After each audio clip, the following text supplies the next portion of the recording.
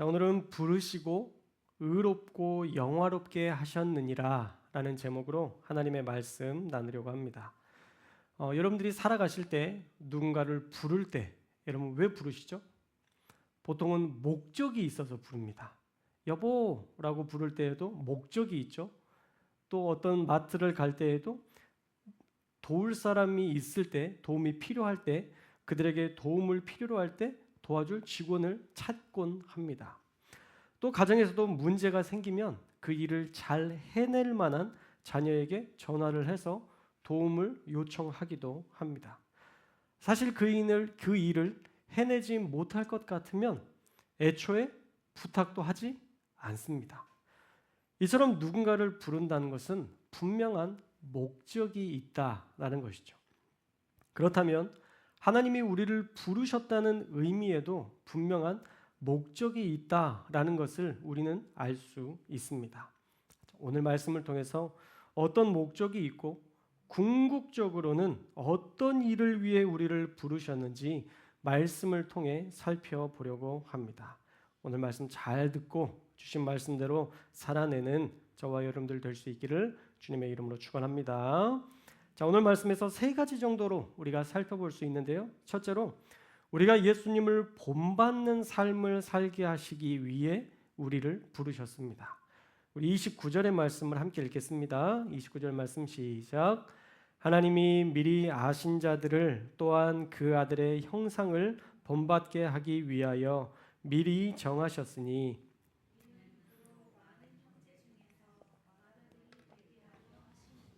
아멘. 자, 그 아들의 형상을 닮으라는 말이 우리가 생각할 때 겉모습, 예수님의 얼굴과 수염 스타일, 옷 입는 맵시를 닮으라는 말은 아니겠죠. 오히려 내면, 그 아들의 예수님의 성품, 예수님의 마음과 예수님의 삶의 스타일, 또 예수님이 겉으로 해내셨던 그런 말의 품격을 닮으라라는 말씀일 것입니다. 그래서 교회된 우리는 예수님을 성품을 닮아가고 있는지, 그리고 어느 부분 정도 닮았는지 날마다 우리의 내면을 점검해 보셔야 합니다. 29절 말씀에 보시면 하나님이 미리 아신 자들이 그 아들의 형상을 본받기 위해서 미리 정하셨다라고 말씀하시죠. 여기에서 하나님이 미리 아신 자들이라는 사람이 나오는데 하나님이 미리 아신 자들, 이 사람은 누굴까요? 자, 말씀을 통해서 살펴볼게요. 이 단어를 프로기노스코라는 단어를 썼는데요. 프로라는 말은 미리라는 뜻이고요. 기노스코는 알다라는 뜻입니다. 그리고 이 안다라는 말의 뜻은 그냥 막연하게 아는 사이가 아니라 인격적인 사랑, 그리고 애정과 관심, 돌봄, 개인적인 사랑의 관계까지도 포함하는 말이에요. 그러니까 미리 아신다라는 것은 단순히 아는 정도가 아니라 엄청 많이 안다, 너무 잘 알고 있다라고 표현할 수도 있죠. 그래서 존 머레이라는 신학자는요, 하나님이 미리 아신 자들이라는 말은 하나님이 미리 사랑하신 자들과 같은 의미다라고 얘기합니다. 하나님이 미리 사랑하신 자. 자, 그렇다면 이제 조금 답이 나오겠죠? 하나님이 미리 아신 자들, 하나님께서 미리 사랑하신 자들 누굴까요? 1번 불자, 2번 교회. 뭘까요? 2번이죠. 당연히 교회입니다. 하나님이 미리 아시고 하나님이 미리 사랑하신 자, 그 사람이 누구냐? 교회라는 거예요. 저와 여러분이라는 것입니다. 그래서 29절을 의역하면요, 다시 그 뜻으로 해석하면 교회는 그 아들의 형상을 본받아야 한다라는 뜻이 됩니다. 교회는 그 아들의 형상을 본받아야 된다. 자, 그러면 아들의 형상을 본받는다는 것이 무엇을 의미하는 걸까? 제가 초반부에 예수님의 겉모습을 담는 것이 아니라고 말씀드렸는데 사실 이 말은요, 일부는 맞고 일부는 틀립니다. 수염과 외형을 비슷하게 하려고 한다면 그건 틀린 거고요. 우리 예수님께서 사셨던 삶의 모습, 부활 승천하셔서 영광된 모습으로 변화된 그 모습을 우리가 기억하고 우리도 그 부활 승천하는 그 길을 따라간다면 그것은 겉모양까지도 닮은 것이죠. 사실 형상이라는 말은요, 이 모르테라는 단어를 썼는데 같은 모양을 가졌다라는 뜻이에요. 같은 모양을 가졌다. 이 외면적인 유사성뿐만 아니라 이 내적 유사성까지 나타낸다라고 주석은 이야기합니다. 그래서 브라우만이라는 신학자는요, 이렇게 얘기합니다. 우리는 그리스도와 동일한 실체로 인정받게 되고, 여러분 이게 와 닿으세요? 우리가 예수 그리스도, 예수님처럼 똑같은 실체로 인정받게 된대요. 이게 무슨 말이냐면 우리는 나중에 신의 형상을 따라서 부활체로 천국에 살게 되니까 그리스도와 동일한 실체로 인정받게 된다라는 의미입니다. 또 그리스도와 똑같은 본질적 성품에 참여하게 된다라고 주장하고 있어요. 그리스도와 동일한 실체를 가질 수 있고 또 우리는 주님을 따라가다 보면 본질적 성품에까지 참여할 수 있게 된다라는 말이죠. 놀라운 말입니다. 누가 그런 영광을 얻을 수 있느냐? 바로 하나님이 미리 정하신 자. 누구요? 우리 교회를 통해서. 하나님이 미리 사랑하신 자, 바로 교회가 그 아들의 형상을 본받아 살아갈 때 천국의 영광을 차지할 뿐만 아니라 그분이 사셨던 그 본질적인 성품까지도 닮아갈 수 있고 또 우리는 반드시 그 성품을 닮아가야 한다라는 말씀인 것입니다. 사랑하는 여러분, 사랑하면요 닮게 됩니다. 배우지 않아도요 신기하게 닮습니다.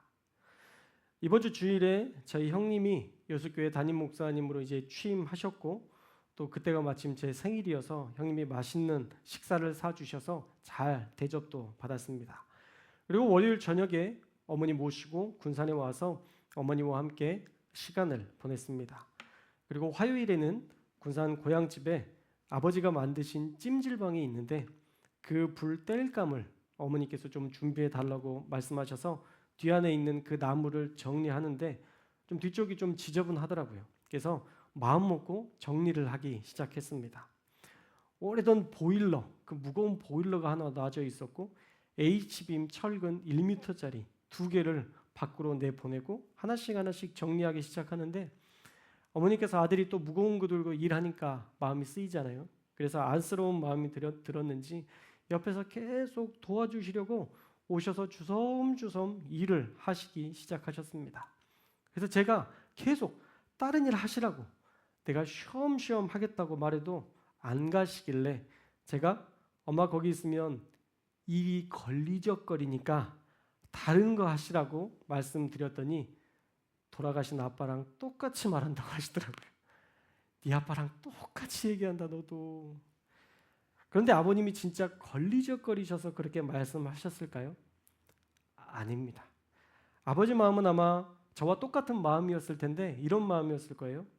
내가 이렇게 무겁고 내가 이렇게 힘든 일을 하는 건 괜찮지만 아내가 하는 건 힘들까 봐 싫어하셔서 그렇게 얘기해야 어머니가 갈 것 같으니까 걸리적거린다라는 표현을 써서 어머니로 하여금 떠나게 하셨던 걸 거예요.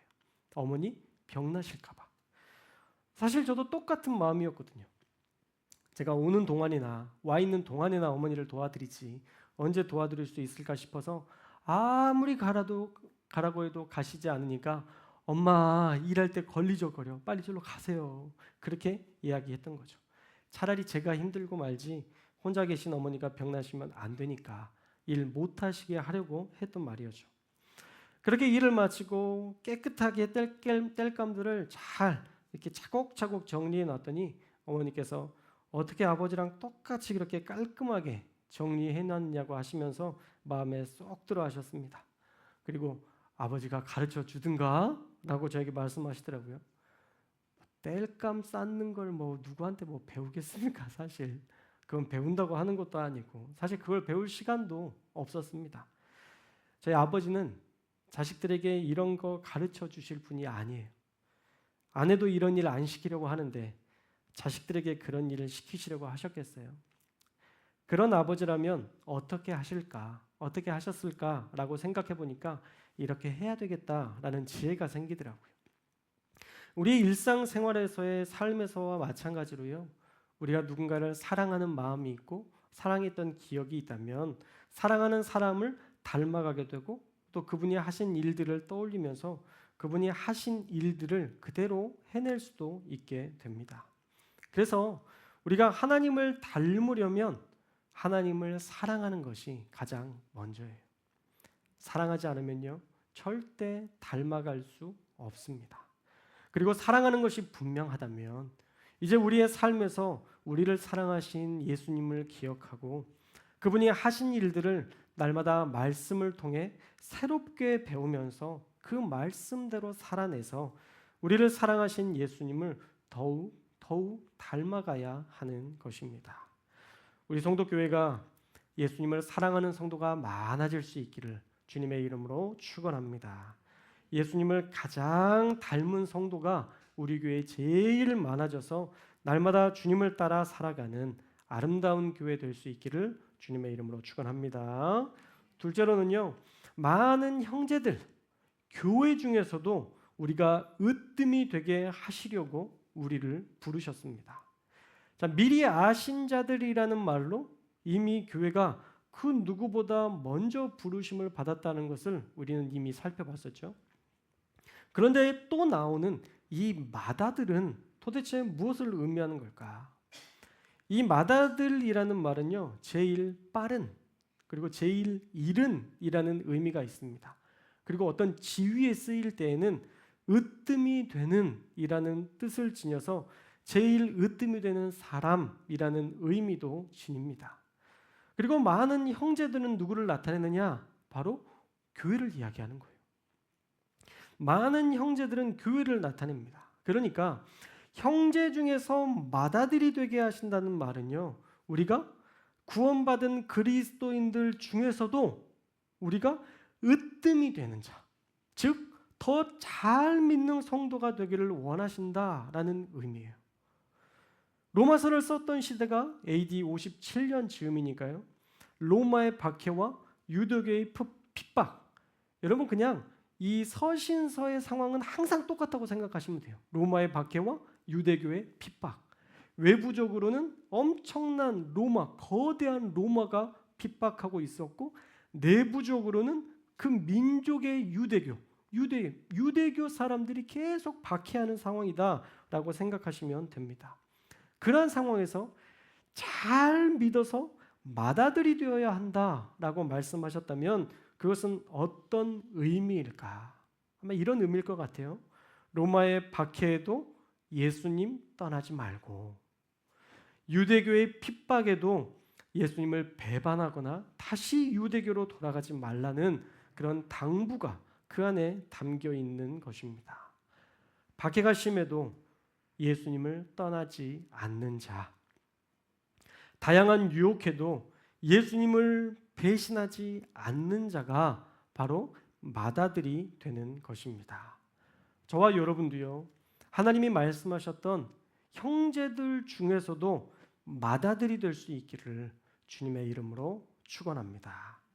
하나님이 부르신 자들 중에서도 으뜸되는 자, 그 누구보다 하나님을 사랑하고 어떤 시련에도 흔들리지 않고 하나님을 바라보는 성도, 그런 믿음을 가진 자에게 하나님께서 으뜸된 자다라고 칭찬하시며 네가 교회의 맏아들이다 라고 칭찬하시며 교회 중에서도 하나님께서 우리를 높여주시고 우리를 인정해 주실 줄로 믿습니다. 세 번째로 교회를 부르신 우리를 하나님은 마침내 가장 아름다운 영화로운 모습으로 우리를 불러주실 것이다 라는 거예요. 자, 오늘 아침에는 다니엘 기도회 강사였던 김관성 목사님의 설교를 찾아서 들었습니다.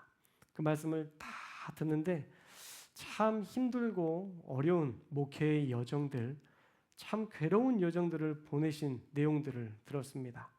개척교회를 하다가 그것도 힘들어서 시골교회로 가셨고 또 그 시골교회에서도 그 지하에서 곰팡이 드는 그 어려운 삶의 자리에서도 그렇게 살아가다가 이제는 정말 목회를 포기해야 되겠다. 하나님, 내가 아무리 기도해도 들어주시는 분이 아니다.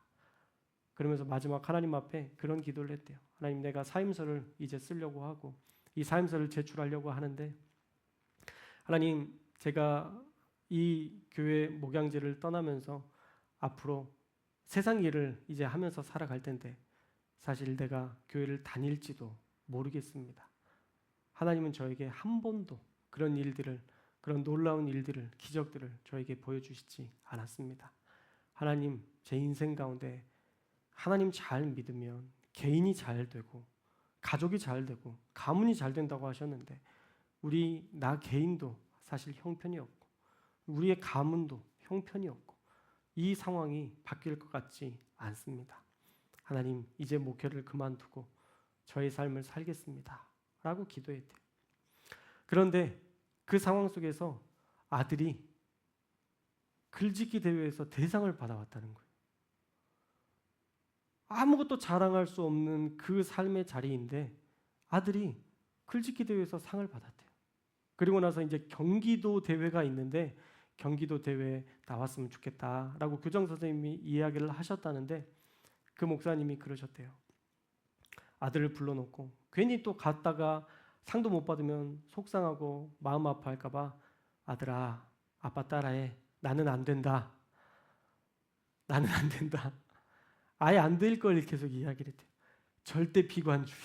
나는 안 된다 라고 아예 마음을 먹고 너 써도 안 되니까 아빠가 10,000원 줄 테니까 맛있는 거 먹고 그냥 돌아와. 놀다 온다고 생각해.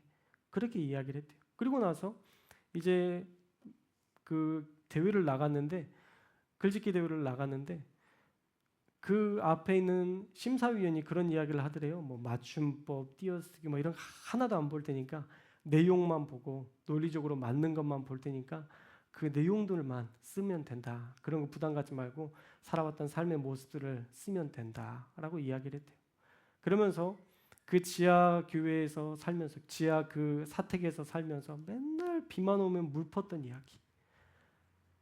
그 아들이 그랬대요. 아빠, 나 내일 학교 가는데 나 이거 물 좀 그만 풀면 안 돼? 그렇게 얘기했더니 그 아빠가 그랬대요. 야, 난 새벽 기도가 목사님이 같이 퍼야 돼. 그리고 같이 이렇게 펐다는 그 이야기. 그리고 화장실이 교회 안에 없어서 집 안에 없어서 밖에 나가서 이렇게 모든 문제를 해결을 했어야 되는데 여자 딸아이가 그렇게 혼자 밤에 나가는 게 그래서 이제 큰 쓰레기통을 요강으로 그렇게 써서 새벽 예배 될 때면 가서 이렇게 붓는 그런 정말 처절한 삶을 살았는데 그 이야기를 가지고 그 아들이 글짓기를 썼대요. 제목은 홍수와 요강. 그리고 나서 경기도 대회에서 대상을 받았대요. 그 대상을 받고 이 목사님이 생각을 하신 거예요. 야, 이렇게 처절하고 이렇게 비참하고 이렇게 아무것도 아닌 삶도 하나님께서 높여주시는구나. 우리의 이 처절한 인생, 이 의미 없는 인생, 이 쓸모없는 인생까지도 하나님은 받으시고 나를 높여주시는구나. 내가 신앙생활을 하고 내가 믿음 생활을 하고 내가 아무리 기도해도 세상이 바뀌는 것 같지 않아도 하나님은 나의 처절한 삶을 받으시는구나. 그러면서 마지막에 이런 설교의 결론을 내리셨습니다. 하나님, 내 인생 이대로 끝입니까? 역전은 없습니까? 반전은 없는 겁니까? 라고 탄식을 하는데 여러분, 반전은 없습니다. 초라한 그 삶을 살다가 죽으십시오. 하나님은 그 삶을 붙잡아 가장 큰 영광을 받으실 것입니다. 고통과 눈물과 한숨으로 통과하는 그 순간에도 그리스도를 버리지 않고 머리를 뜯으며 지나간 그 인생을 통과하는 그 삶을 하나님이 받으십니다. 로마의 그 박해 속에서 살았던 그 처절한 삶, 아무리 기도해서 상황이 바뀌지 않을 것 같은 그러한 삶, 그 삶도 하나님은 받으셨던 것입니다. 또한 여러분의 인생도, 우리의 인생도 돌아보면 가끔 우리 인생에 참 초라하게 느껴질 때가 있습니다. 과연 이게 하나님이 부르신 자리인가? 아무리 기도해도 결국 제자리인 것 같은 느낌이 들 때 우리는 절망에 빠집니다. 아무 일도 일어나지 않는 것인가? 왜 기도해도 로마는 망하지 않고 유대인들의 핍박은 그대로일까를 묵상하며 탄식하며 어쩌면 소망을 잃어버린 성도들도 있었을 것입니다. 그러나 여러분 기억하십시오. 하나님은 그 고통과 비참함과 초라함마저도 기억하시고 마침내 우리를 영화롭게 하시는 하나님이신 줄 믿습니다. 오늘 말씀 30절에 보시면요, 하나님의 일하심이 분명하게 드러납니다. 우리 30절 말씀을 함께 읽겠습니다. 30절 시작. 또 미리 정하신 그들을 또한 부르시고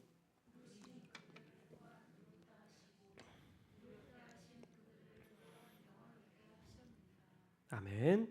자, 미리 정하신 자, 이제 자주 들어서 아시겠죠? 누굴까요? 예, 교회입니다. 그 당시의 교회와 또 저와 여러분이 다니는 여러분, 우리 모두의 공동체를 이야기하는 것이죠. 앞서 말씀드린 것처럼 교회로 부르셨다는 것은 구원의 여정 가운데 첫 번째 소명의 자리, 하나님의 일하심의 부르심의 자리로 우리를 불러주신 거예요. 그러니까 우리를 그냥 부르신 게 아니라 하나님의 일을 감당할 수 있는 자리로 초대해서 불러주신 것이죠. 또한 교회 공동체로 우리를 부르신 후에 하나님은 어떻게 하신다고 말씀하고 계시죠? 부르신 후에 의롭다고 칭하셨다. 의롭다 칭하신다. 여러분들 잘 아는 칭의입니다. 칭의의 단계에 이르게 하신 거죠.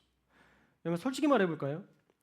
하나님께서 여러분에게 지금 당장 나타나셔서 너는 의로운 자다라고 말씀하실 때 여러분 맞습니다라고 고개 끄덕일 수 있으신가요?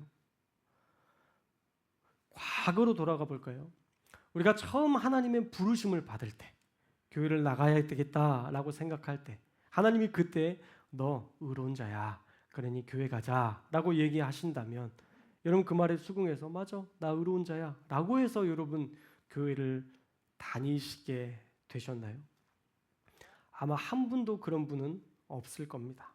절대 그럴 수 없겠죠. 지금뿐만 아니라 앞으로 10년, 20년이 지나도 우리가 의로워서 구원받을 수 있다고 말할 수 있는 사람은 단 한 명도 없을 것입니다. 우리가 하나님 앞에서 누가 의로울 수 있겠습니까? 의롭다고 칭함을 받을 수 있는 사람 단 한 명도 없을 것입니다. 그런데도 하나님은요, 우리를 의롭다라고 말씀해주고 계십니다. 의로운 일이 하나도 없는, 의롭게 보이는 행위가 하나도 없는 우리를 향해서 하나님은 우리를 의롭다 말씀하세요. 왜요? 그리스도의 보혈의 공로가 우리를 씻기셨고 우리의 모든 죄의 값을 예수님의 피로 지불하셨기 때문입니다. 할렐루야. 우리의 의지나 우리의 공로가 아니라 오직 예수님의 보혈의 공로로 우리는 의롭게 됨을 얻게 된 거예요. 예수님께서 죄 많고 흠 많고 성격 모나고 사람 사랑하지 못하고 사람도 잘 못 믿는 우리를 부르셔서 우리를 선택하신 후에 예수님 잘 믿도록 모든 더러움이 씻겨진 존재로 우리를 인정해 주셨다라는 것입니다. 할렐루야. 너무 놀라운 사건이라 믿기 어렵겠지만 믿으시기 바랍니다. 우리는 이미 의롭게 된 존재입니다. 그뿐입니까? 의롭다 하신 후에 또한 영화롭게 하셨다고 약속하고 계세요. 자, 영화의 단계는요, 사실 신앙의 완성을 말씀하는 것이죠. 성도들이 미래의 최종 영광에 참여하는 것을 말하는데요. 이것이 놀라운 것은요, 오늘 말씀에 보면 이미 완료된 사건으로 말씀하고 있다는 거예요. 영화롭게 하실지도 모른다. 아니죠? 영화롭게 하셨느니라. 뭐예요? 완료된 거예요. 이미 여러분을 영화롭게 하신 겁니다. 분명히 미래의 사건이지만 하나님의 계획 속에서 이미 완료된 상황으로 말씀하고 있는 거예요. 우리가 이미 그 영화를 천국 백성의 삶을 약속받은 것입니다.